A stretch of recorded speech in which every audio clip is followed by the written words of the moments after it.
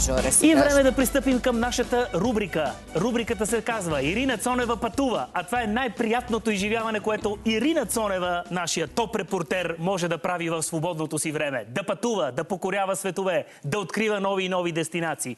Впрочем, това никак не е правилно да откриваш дестинации, защото там, където ще ни водиш днес, Ирина, не го откриваш сега. Отдавна си открива това място. Преди колко години? Юбилейно съм го открила, скъпи Жоре, но преди да разкажа за това изключително прелесно място на моята душа и сърце, да кажа, че тази цялата година ми е юбилейна. Юбилейна от деня, в който влязох за първи път в БНТ. Същия юбилей честваме сега в Великата 22-а гимназия, известна преди като втора мъжка. И каня с всичките си съученици на 8 юни, хей тук на езерото Ариана, да празнуваме заедно. Обаче, разказът ми днес ще бъде за същия такъв юбилей, обаче с съучениците ми откъде? От Хавана, Куба, където всъщност аз учих в 10-11 клас. В 22-та гимназия отидах малко в началото на 9-ти клас и после в края на 11-ти. Имам страхотни приятели оттам. До ден днешен обаче най-хубавите ми ученически години преминаха на това място. Извинявай, уж те познавам. Никога не съм знаел, че Ирина Цонева е била ученичка в Куба. Ето го училището, Жоре. От първи до 11 клас паралелки по 20 души. Представи си колко много българи, лекари, инженери, всичко каквото не се сетиш са живеели там по това време, за да имам по 20 български съученици в клас. И освен това, в тези едни години на 15 си представи в тази атмосфера, с тези палми, този топъл климат, невероятни танци, купон, барчета, в които няма да казвам, че няма 12 часа. Какво чудо беше за по 1 лев. И какво да ти кажа, то ти грабва и сърцето, и душата, и няма как да не се влюбиш. Освен това, там започна моята романтика. Първата ми дългогодишна любов беше мой съученик от горния клас в Куба, с който ходехме... Чувате ли какви истории сега ще ви... Чуйте сега как е разпъпила Ирина Цонева. Коя година, извинявай, някога? Стига с тази година да е сега, отдавна беше. 10-ти клас. Да, 10-ти клас. И какво намираш си дружка? Да, намирам си дружка от горния клас в моето училище и започва такава романтика. Той ми подари луната в най-красивия хотел. Ходехме по тия заведения. Какво мислиш се случи обаче, като се прибрах в България? Тази любов там във времето приключи. Срещам друг момък. Къде си учил бе? В Хавана. В кой клас? Ами на Миро. А Миро е предишното ми гадже. И какво следваш сега? В Мейто. Ама той и Миро следва в Мейто. Тази любов също продължи доста години. А ти пак там си разпъпил. И след което на една сватба, Жоре, срещам настоящия си мъж, с който сме вече 25 години заедно. Единствената снимка на Фидел Кастро с Хемингуей, между другото, току-що видяхте. И какво мислиш, го питам? Къде си учил? В Хавана. В кой клас? Те там имаше едни Миро и Явор, викам, не ще припадна просто. Между другото, сватбата също беше паметна. Защо отидах там, ще ви разкажа някой друг път. И го питам, къде следва? И той казва, в Мейто.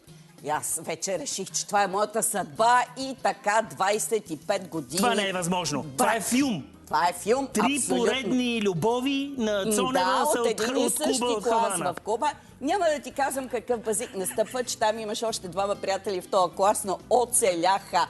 Вече няма за кога да ги търся и да ги намирам, но в този купон хич не е трудно да има любов, да има танци, да има щастие. Просто това е държавата на мечтите. Беше тогава и за мое щастие толкова години, къде ли не ходих, само в Куба не бях стъпвала.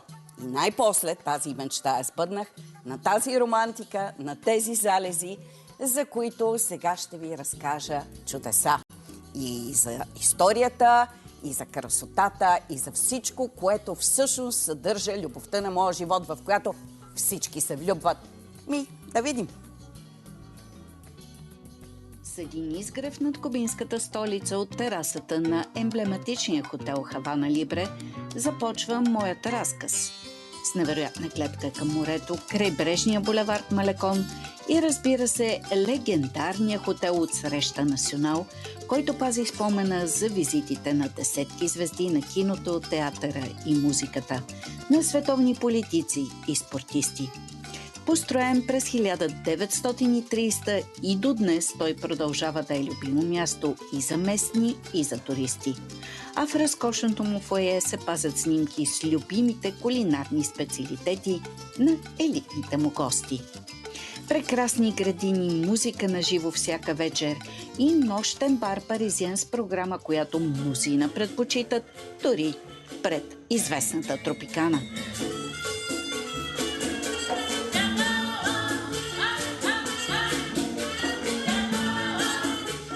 Прелесна гледка се разгръща и от басейна на покрива на другия легендарен хотел в централния квартал на Хавана – Ведадо. Този хотел е съвсем близо до Национал и се казва Капри, построена от Бъкси Сигъл и Маруански. А в тази сграда архитектурна горност на Хавана, наподобяваща разгърната книга, на времето живееха много от българските специалисти, които работеха тук. Името й запазено и до днес е Фокса, а на покрива има фантастичен ресторант. И след тези гледки от птичи поглед започва задължителната разходка из града, разбира се, в ретро стил. Няма как да дойдеш в Хавана и да не се качиш на ето такъв ретро автомобил. Кой от кой с по-крещящ цвят. И аз, като всички, потеглям из потайностите на Хавана, освен с цикламена кола, но и с чудесен гид. Любимата ми съученичка от българското училище Елиса, която и до днес живее и работи тук. Кинта авенида или Хаванското Пето авеню с прекрасната му тропическа зеленина и красиви къщи, напуснати няколко от американците, а сега предимно сгради на дипломатически представителства, е първата част от разходката ни. Достигаме и до този много интересен квартал, чието къщи с керамични апликации придобиват все по-голяма популярност. Идеята за тази красота е на кубинския художник Фустер. Самият той живее ето тук, а шарените сгради и огради, направени от него и негови последователи, стават все повече и повече. Към идеята преди няколко години се присъединява и нашата страна и с помощта на тогавашния ни посланник в Куба Мария Донска, България се превръща в част от тази художествена прелест. Целият квартал, носещ името на създателя му, Фустерландия, напомня приказна история с многоцветни герои, а художници често излагат тук своите торби.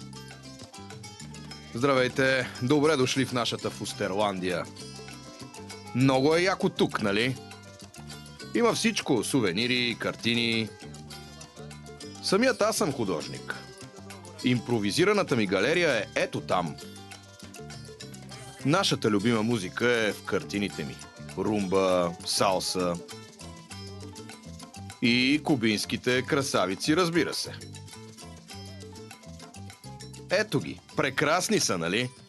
След Фустерландия пътят ни се насочва към любимата ми Стара Хавана.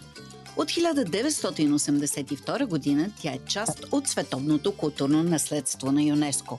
По китните тясни улички с барчета и кръчмички достигаме до един от централните площади и единствената на него катедрала в света с асиметрични кули. Ще попитате защо? Ами защото са строени по различно време.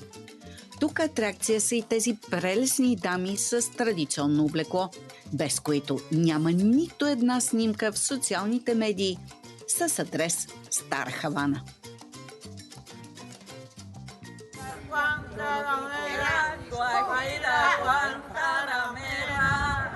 Следващата ни спирка е още една велика емблема на Стара Хавана – Бодегита Дел Медио, любимото заведение на Ернест Хемингуей, в което той е пил своето мохито. Споменът за великия писател е жив и до днес, а почитателите на мохитото му стават все повече и повече. Снимки с негови приятели от тук и, разбира се, рецептата на прословутото питие са на всяка стена и маса.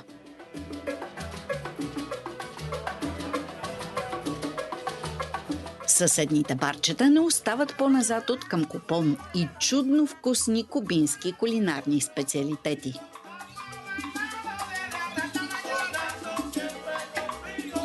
Ето това е атмосферата, която преди много години грабна душата ми завинаги, заедно, разбира се, с прекрасните сгради, чудни градини и много история. Разходката и денем, и вечер тук е истинска наслада. Още повече, откакто всичко наоколо е реставрирано в целия му някогашен блясък. Погледите неминуемо грабва първата търговска борса в Куба, всеки етаж на която е с различна архитектура. В този уникално известен фризьорски салон пък, запазен изцяло в автентичен си вид и отвътре и отвън, клиент е бил даже британският крал Чарлз, както и много други знаменитости. А като се умориш, винаги има къде да седнеш, хапнеш и пинеш. Особено на този мой любим площад, наречен Старият площад, на който и в това супер яко заведение, дори поп-звездата Мадона е празнувала рождения си ден. Вътре е като истински ретро-музей. От мебелите до старите плочи, грамофони и радиоприемници и какво ли още не. И естествено много снимки на Хемингуей. Няма как без него, когато става дума за купон, мохито и дайкири. Мохитото обаче тук се сервира по супер специална рецепта – с бира. Ужасно звучи, нали? Но е много вкусно, честно.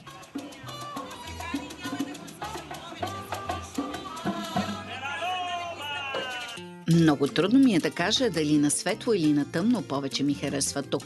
Сградите действително греят и денем, и нощем. Но определено, огряна в светлините на нощта, сградата на Кубинската опера и балет спира дъха. В ансамбъл с Капитолия наблизо, където от 2015 година заседава Кубинският парламент. Наоколо са част от новите и супер луксозни хотели в Стара Хавана, всички с басейни на покрива, а пред тях фиестата, както тук наричат купона, никога не спира.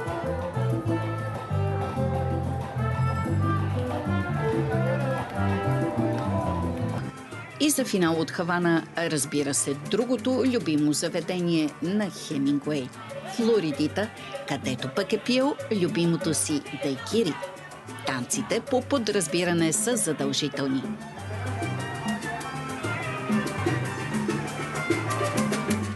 А от тук, през най-високия мост в Куба, право към Варадеро, перлата на Карибското крайбрежие. Палми, бял пясък, безброй хотели с чудна храна и ром, прелесни залези, фиеста, танци, какво му трябва повече на човек.